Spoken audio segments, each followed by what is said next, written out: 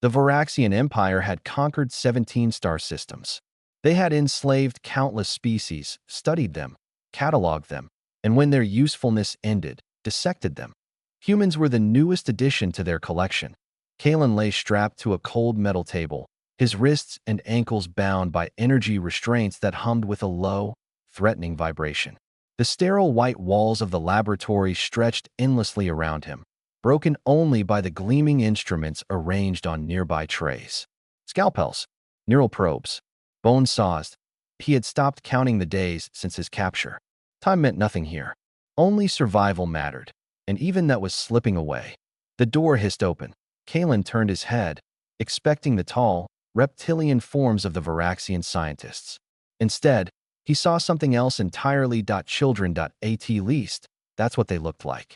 A dozen young Varaxians shuffled into the room, their scales still soft and pale, not yet hardened into the dark armor of adulthood.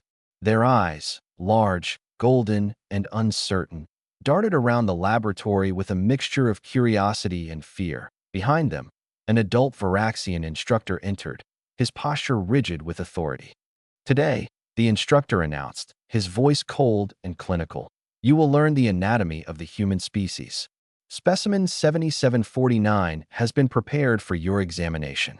Specimen 7749. That was Kalen now. Not a name, not a person, just a number waiting to be carved open. The cubs approached slowly, their clawed feet clicking against the polished floor. Most of them avoided Kalen's eyes, staring instead at the instruments, at the walls, at anything but the living being before them. But one cub was different. Vashed, he was smaller than the others, his scales a shade lighter, almost silver in the harsh laboratory light. While the other cubs kept their distance, Vash stepped closer, his golden eyes locking onto Kalen's face. For a long moment, neither of them moved. Then Kalen did something unexpected. He smiled. It was a small smile, tired and worn at the edges, but genuine. A smile that said, "I see you. I know you're afraid." Too. Vash's eyes widened. In all his short life, he had never seen a specimen smile. The creatures brought to the laboratory screamed. They begged. They fought until the restraints drained their strength. But they never smiled.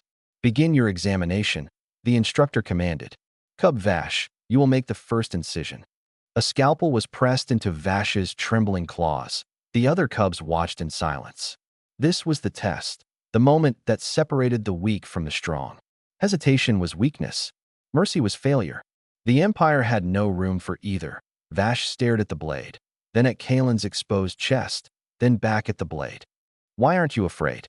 Vash whispered, his voice barely audible. Kalen's smile didn't waver. "I am afraid," he admitted quietly.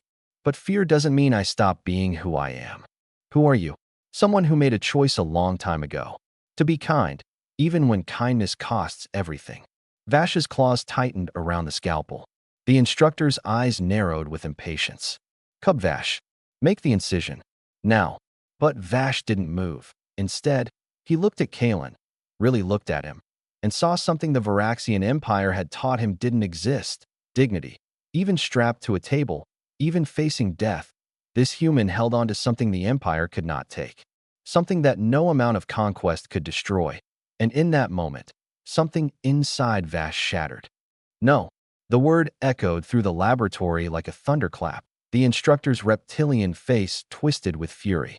"What did you say?" "I said no." Vash's voice was stronger now, steadier. He turned to face the other cubs, his silver scales catching the light. "Look at him. Look at what they want us to become. Butchers. Monsters. Is this what we are?" Silence. Then, slowly, one of the cubs stepped forward. Then another. And another. They gathered around Vash, their young faces hardening with a resolve that should have been impossible for their age. "You will all be punished," the instructor snarled, reaching for the control panel on his wrist. "You will be." He never finished the sentence. Vash moved first.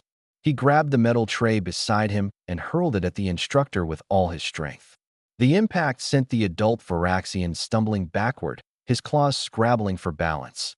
The other cubs followed. Tables were overturned.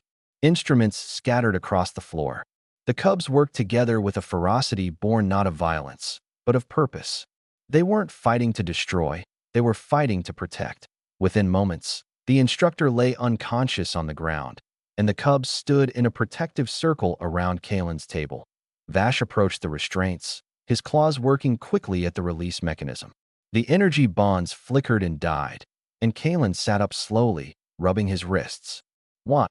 Kalen asked, his voice hoarse. "You could have done what they wanted. You could have been safe." Vash met his eyes without hesitation. "You smiled at me. No one has ever smiled at me. Not my instructors. Not my leaders. They taught us that kindness is weakness. But you." He paused, searching for the right words.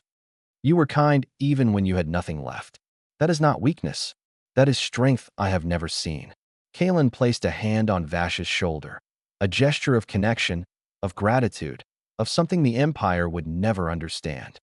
"Then let's show them what real strength looks like," Kalen said.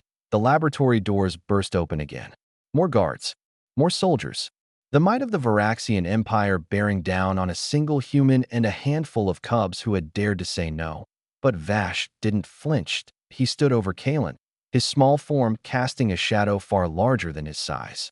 The other cubs flanked him, their golden eyes burning with defiance. "You want him?" Vash growled. "Come and take him." The guards hesitated, because for the first time in the history of the Varaxian Empire, they were looking at something they had never encountered before: rebellion. Not from conquered slaves. Not from desperate prisoners. From their own children. And as Kalen rose to his feet, standing shoulder to shoulder with the cubs who had chosen humanity over empire, he realized something profound. The universe was vast and cold and full of monsters. But sometimes, in the darkest corners, in the most hopeless places, a single act of kindness could ignite a fire that no empire could extinguish. Sometimes, being human wasn't about strength or weapons or conquest. It was about the smile you gave to a frightened child, and the courage that smile inspired.